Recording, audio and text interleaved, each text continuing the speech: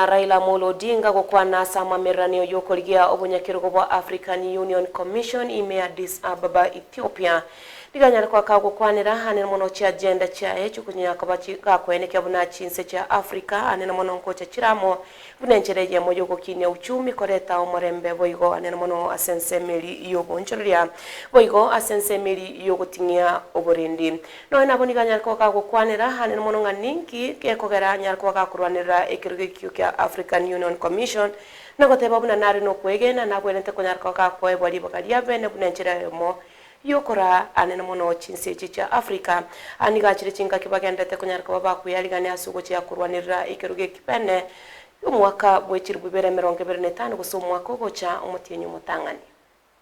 I have had long discussions with President Kagame when he was chairing that committee, because I was working as a high representative of the AU on issues of infrastructure. And I know the kind of frustrations that you feel working that way.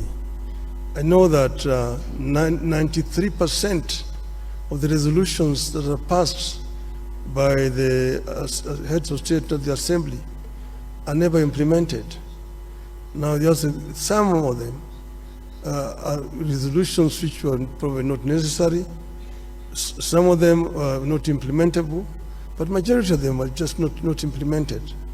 Some have to do with the structure and management of the AU at the headquarters.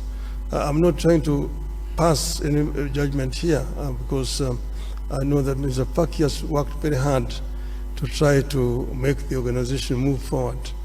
The other one has been the issue of funding, which has been a major challenge, and look at other alternative sources of funding. When I was there as high rep on infrastructure development, we came up with a proposal to set up an infrastructure fund for Africa, and using the African resources, because many of African countries have got a lot of money in sovereign funds, from which the AU can actually borrow without having to pay so much high interest. And this will help AU actually to spearhead the process of constructing some of these infrastructures. I mentioned the Trans-African Railway network, Lagos to Cairo, the high speed. Then you have got Beira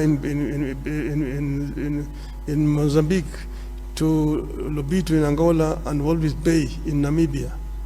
Then you have got the Lapset, which will come from Lamu in Kenya, running through South Sudan, Central Africa to Caribbean Cameroon, to create a land bridge that opens the interior of Africa and gives these landlocked countries in the continent access to the sea. So some of these are possible, but we need to think out of the box and ensure that